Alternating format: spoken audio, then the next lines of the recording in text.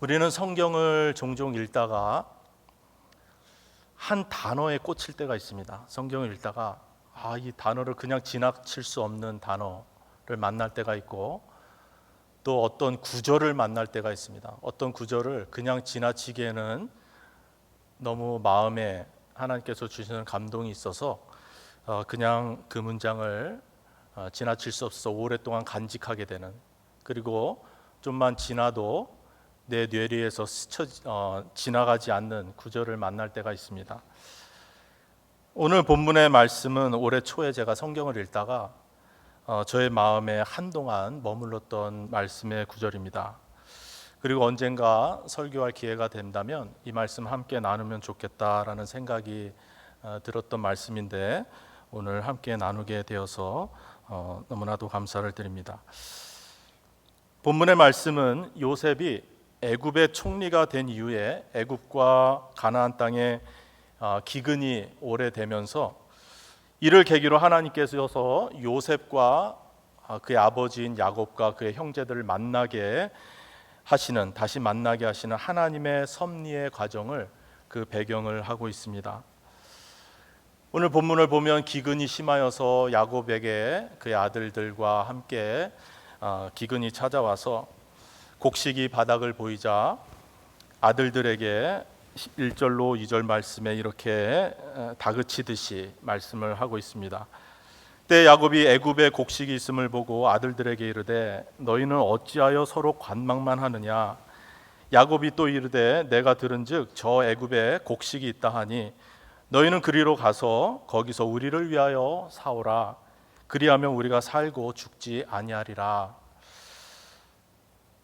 그 말을 들은 그의 아들들은 곡식을 구하러 애굽을 향하게 됩니다. 그리고 극적으로 요셉을 만나게 됩니다.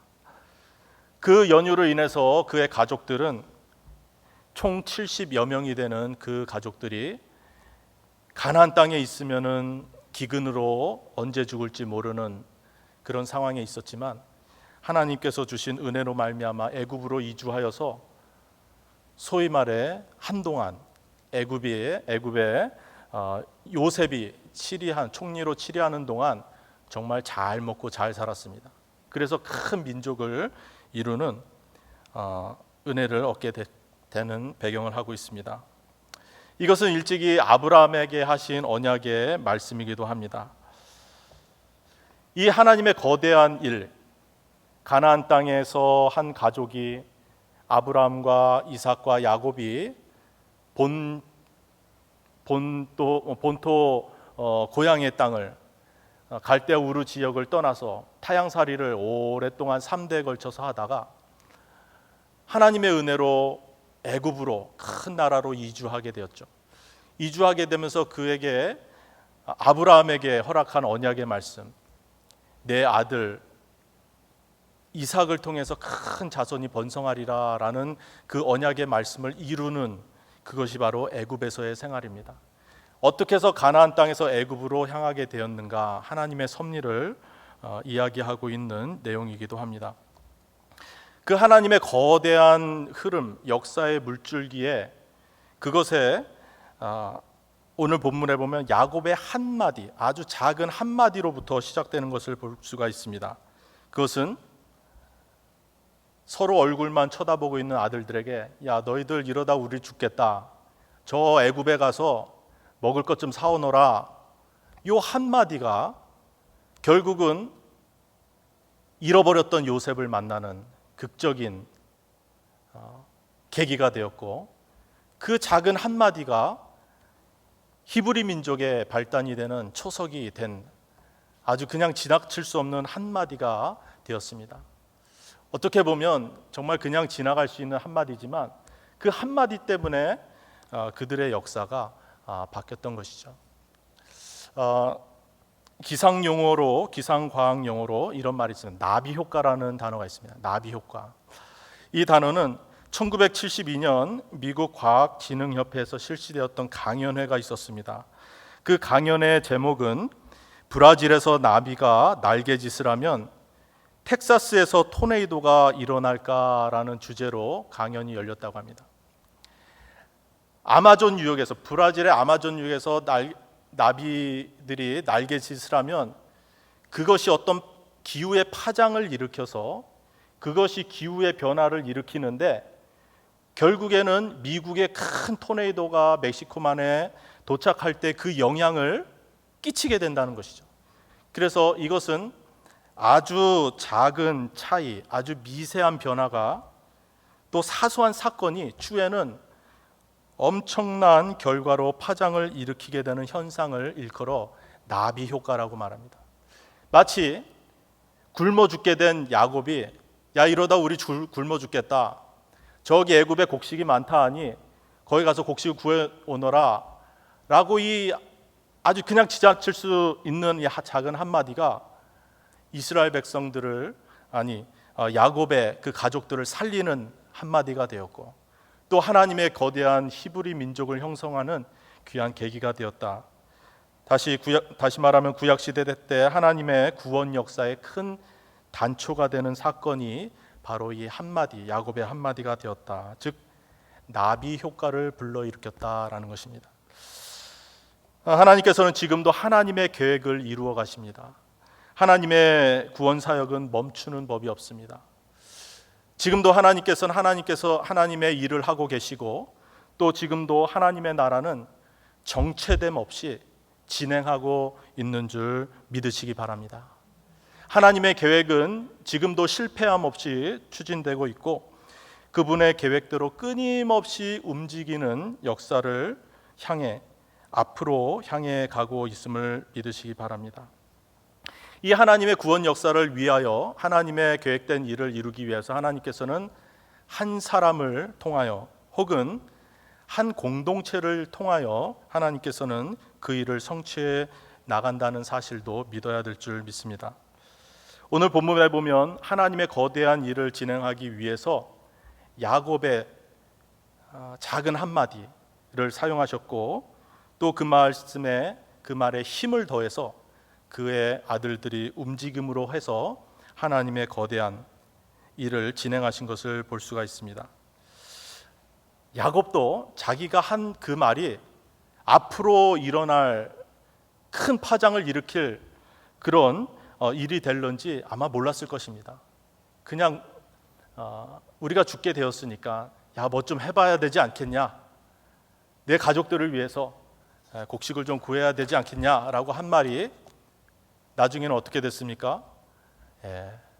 잃어버렸던 아들을 만나게 되는 계기가 되었고, 가나안 땅에서 굶어 죽을 수밖에 없는 그 신세가 애굽 땅에서 호의호식하면서 남은 여생을 편안하게 지낼 수 있는 그 단초가 되었다는 사실을 그는 몰랐을 것입니다.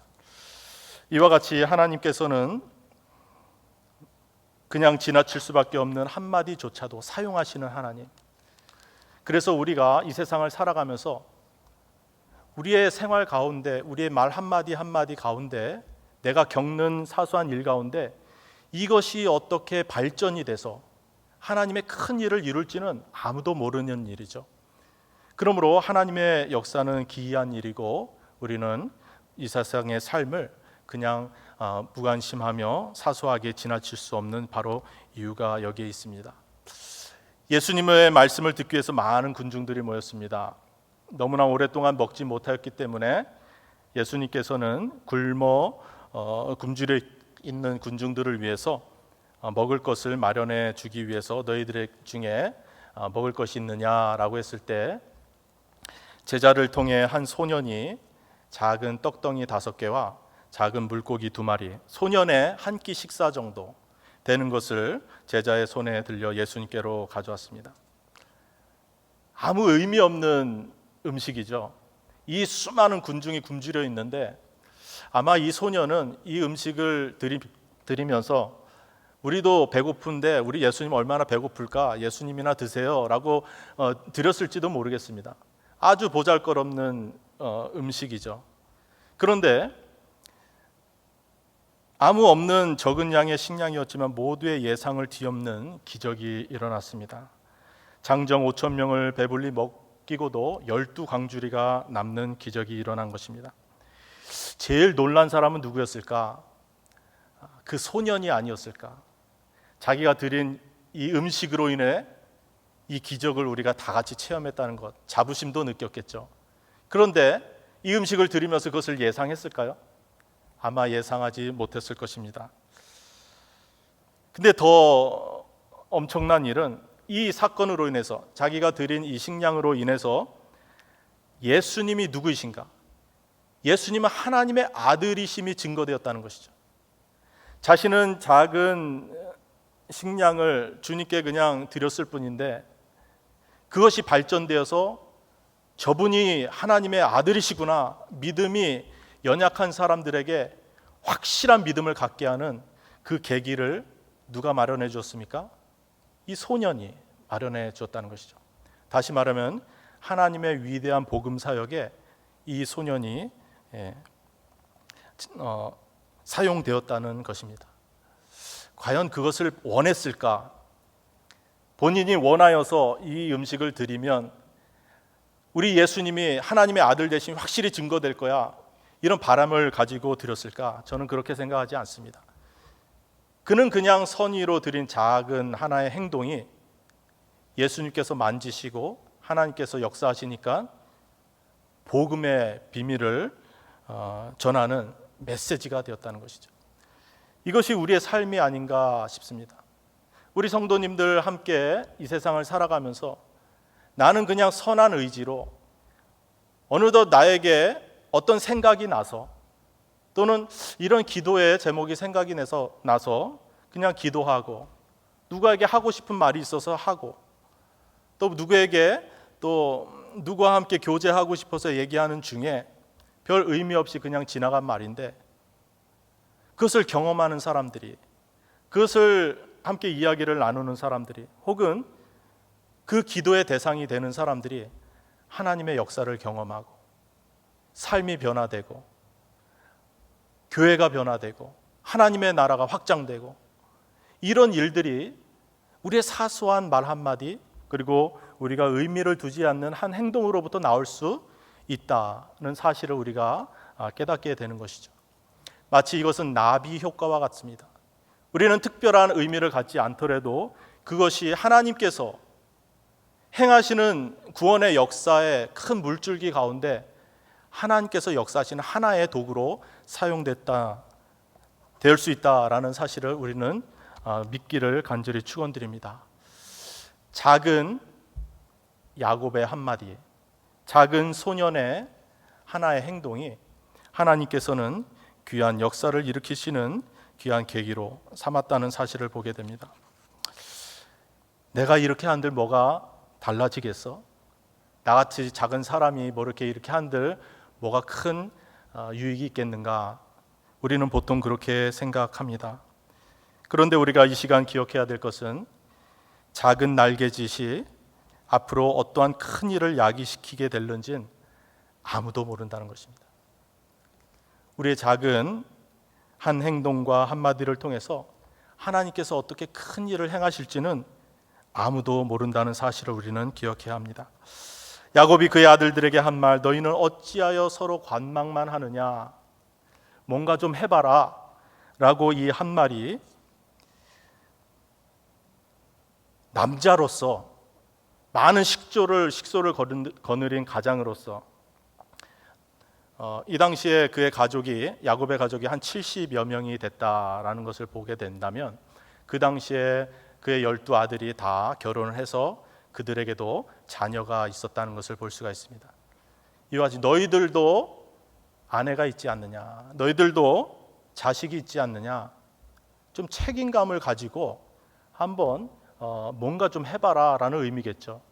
저 애굽에 곡식이 있다 하니 너희가 책임감을 가지고 가장으로서 뭔가 해야 되지 않겠느냐라고 촉구하는 말이기도 합니다.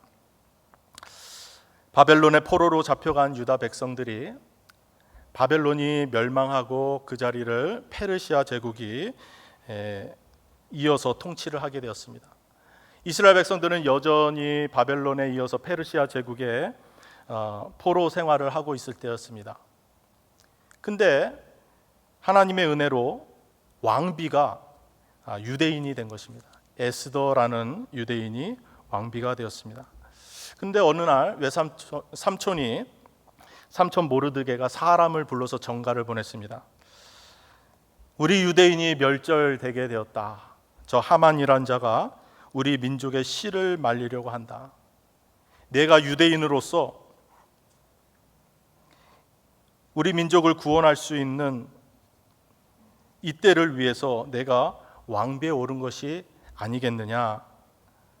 혹시 이때를 위함이 아닌지 누가 알겠느냐? 하며 에스더에게 책임감을 촉구했습니다. 뭔가 좀 해봐라. 뭔가 좀 해다오. 우리 민족을 위해서 뭔가 해다오. 하나님의 백성들을 위해서 뭔가 책임감을 가지고 한번 해봐라 라고 했을 때 에스더가 이렇게 말합니다. 내가 죽으면 죽으리이다. 규례를 어겨서 왕에게 나아가면 죽을 수밖에 없는 한 연약한 여인에 불과하지만 자기 민족들을 돌아보고 목숨을 건 작은 결심을 하게 됩니다. 아직껏 하나님께서 지금 이 자리에 서게 한 것도 하나님의 은혜고, 혹시 내가 여기서 무언가를 행한다면 하나님께서 그 선한 은혜로 나를 사용하셔서 우리 민족을 살리는 계기를 마련하지 않겠는가. 한날 왔다가 가는 인생, 한번 죽으면 죽으리라, 왕에게 한번 나아가자 하며 기도하며 나아갔던 것이죠. 하나님께서는 큰 일을 때로는 작은 사람의 작은 움직임으로부터 시작될 때가 있습니다. 작게 여기는 그 사람이 행해봐야 얼마나 큰 일을 행하겠습니까? 결심을 해봐야 얼마나 큰 효과가 있겠습니까마는 때때로 하나님께서는 그 큰 일들을 그렇게 작은 사람을 통해서 행하시고 작은 움직임으로부터 시작되기도 한다는 사실을 믿으시기 바랍니다. 오늘 말씀의 주제는 바로 그것입니다. 사사시대 때 미디안으로부터 단 300명으로 13만 5천 명이나 되는 미디안의 큰 군대를 무찌른 사사가 있었습니다. 그 사람은 기드온입니다. 근데 기드온을 하나님께서 처음 만나서 그들에게 사명을 주실 때 하나님의 천사를 보냈습니다. 하나님의 사자가 기드온에게 나타났습니다. 그때 뭐라고 했는지 아십니까? 하나님의 천사가 기드온에게 나타나서 하는 말이, 큰 용사여, 여호와께서 너와 함께 하시도다. 큰 용사여, 기드온 보러 큰 용사여라고 말합니다. 사실 기드온은 큰 용사는커녕 매우 소심한 일반적인 사람이었습니다. 미디안 사람들이 두려워서 밀을 타작을 해야 되는데 밀밭에서 널찍한 들판에서 한 것이 아니라 몰래 포도주 틀에서 숨어서 밀을 타작하던 두려움의 사람이었고, 하나님께서 사명을 주셨습니다. 미디안을 내가 무찌를 것이다 라고 사명을 주셨는데도 그는 하나님께서 나와 함께 하시니까 저 우상을 퇴치해야지 하면서 우상을 파괴하기 위해서 바알의 신전에 갔습니다. 근데 성경에 보니까 백주 대낮에 행하지 아니하고 밤에 몰래 행하였다라고 했습니다. 사람들을 두려워해서 그렇게 행하였다. 용기가 있는 사람이 아니었습니다. 그리고 양털을 가져다가 하나님, 내가 하나님의 능력도 믿고 하나님께서 나를 택하신 것도 믿는데 내 의심을 떨쳐버릴 수 없습니다. 양털을 가져다가 하나님, 요 양털에만 이슬이 맺히게 하시고 이 들판에는 이슬이 안 맺히게 하시면 하나님께서 나를 미디안을 처치하기 위해서 보낸 사사인 줄 믿겠습니다. 참 믿음이 있는 것 같지만 믿음이 없는 그의 모습을 보였습니다. 하나님께서 그렇게 해주셨습니다. 양털에만 이슬이 가득하여 물기가 촉촉하게 적시했고 이 들판에는 정말 아주 마른 들판이 되게 하셨습니다.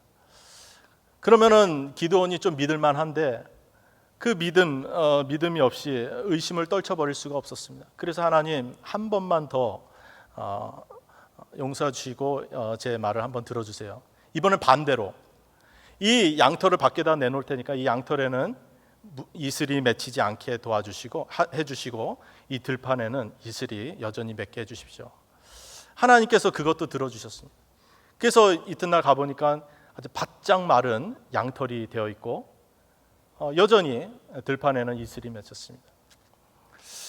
이와 같이 기드온은 큰 용사가 아닙니다.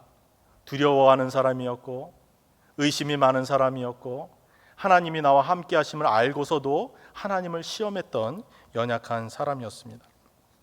그런데 하나님께서는 그를 뭐라고 부르십니까? 큰 용사여, 여호와께서 너와 함께 계시도다. 그가 큰 용사라는 사실은 기드온만 몰랐습니다. 하나님은 아셨죠. 너는 큰 용사야. 왜냐하면 크신 하나님이 너와 함께 있기 때문에 그렇다. 기드온은 그것을 몰랐습니다. 내가 무슨 큰 용사야. 나는 그냥 평범한 사람인데. 근데 하나님은 달랐습니다. 하나님이 너와 함께 하시니 너는 큰 사람이다. 큰 일을 행할 사람이다. 하나님께서 그와 함께 하심을 몰랐기 때문에 그는 정작 자신이 큰 용사라는 사실을 몰랐던 것입니다.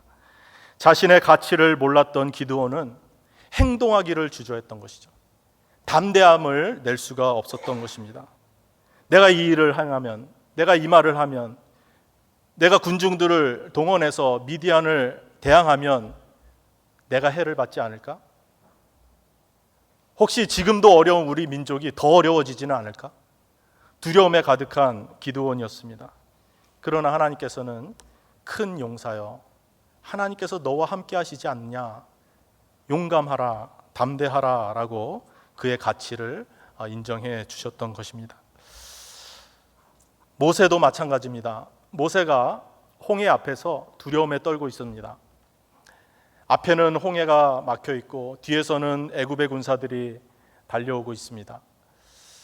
성경에 보면 출애굽기 14장에 보면 하나님께 기도하는데 부르짖으며 기도하였던 것을 보게 됩니다.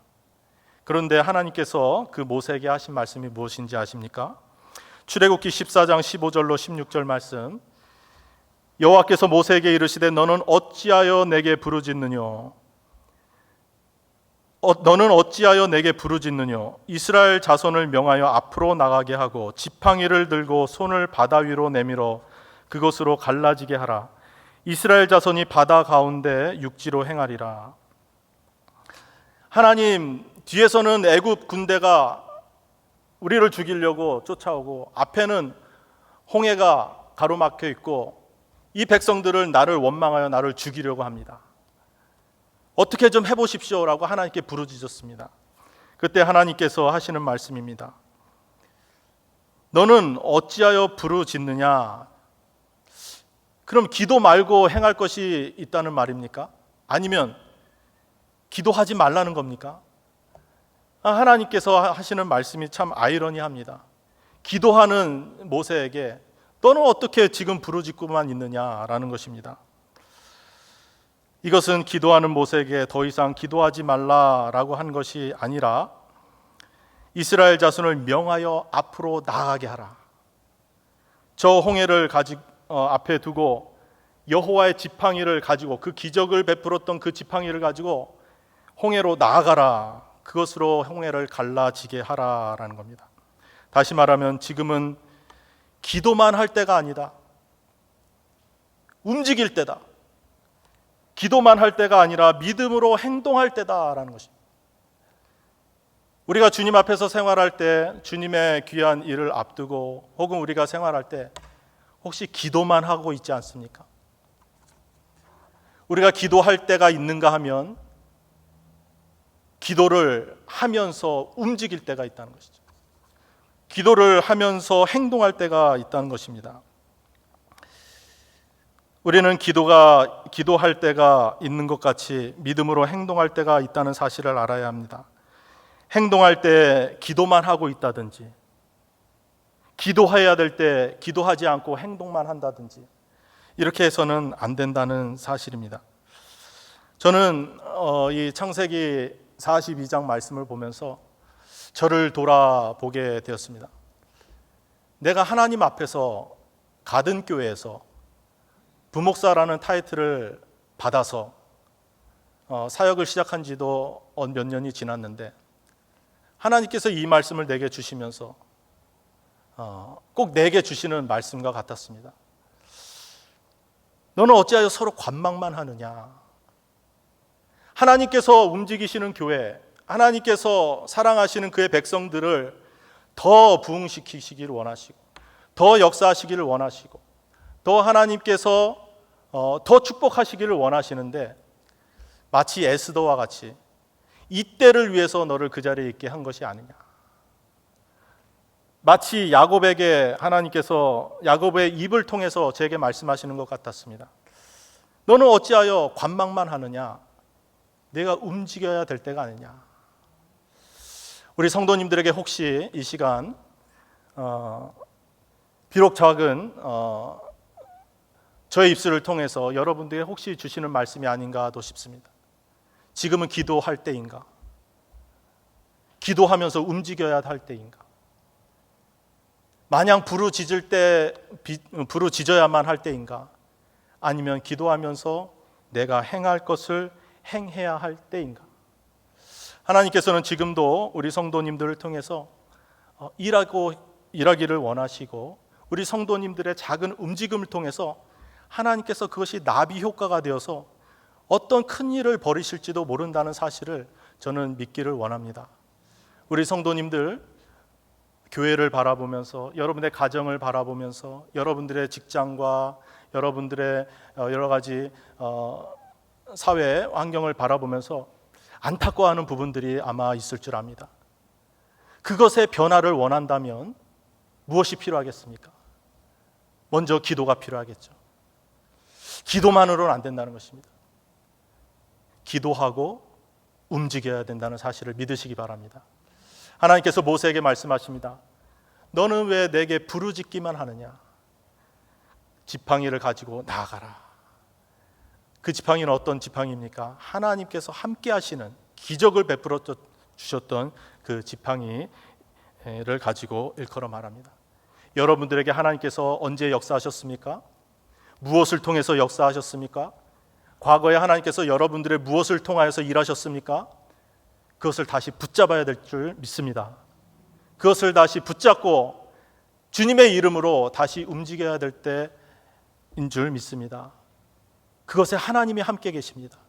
그것으로 홍해를 갈라야 되고 그것으로 하나님의 기적을 베풀며 나가야 될 때가 바로 지금이 아닌가 싶습니다.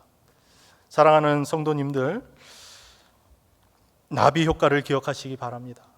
여러분들의 작은 움직임, 여러분들의 작은 기도, 여러분들의 작은 말 한마디에 하나님께서 능력을 부어주시면 하나님의 큰 일이 일어날 줄 믿습니다. 부흥회 때 오셨던 우리 안민 교수님 기억하시죠? 안민 교수님이 부흥회 때 하신 말씀을 기억하게 됩니다. 제가 은혜도 많이 받았고 그 말씀에 많은 격려도 받았는데요. 그 말씀 나누면서 이 시간 말씀을 마치겠습니다. 교수님께서 이렇게 말씀하십니다. 본인은 참 부족하고 연약한 사람이고 볼품없는 사람이지만 하나님께서 하는 것마다 많은 열매를 맺게 해줘서 고신대학교가 많이 성장했다, 이렇게 말씀을 하신 것을 기억하시는 줄 믿습니다.